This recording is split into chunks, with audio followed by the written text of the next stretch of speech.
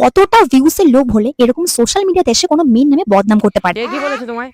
এই আমার সুমিদিকে কেউ কিছু বলবি না বলে দিলাম, তাকে শুধু আমি বলবো। बड़ा हरामी हो बेटा। ওই তোমার বেস্ট ফ্রেন্ড ওই পিন্টুদা কিছু বলছে নাকি? সো গাইজ আমার একটা বেস্ট ফ্রেন্ড ছিল, মানে বেস্ট ফ্রেন্ড বলতে বলা চলে না, বেস্ট ফ্রেন্ড কম গার্লফ্রেন্ড বেশি ছিল।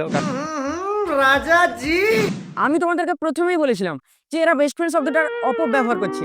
কোনোদিনও কাউকে দেখেছো যে বেস্ট ফ্রেন্ডের সঙ্গে ভ্যালেন্টাইন্স ডে পালন করে?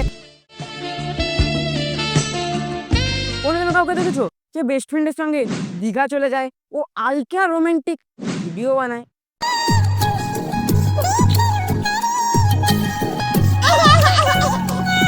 বেস্ট ফ্রেন্ড মানে হলো একটা মিষ্টি মধুর ভাই বোনের সম্পর্ক।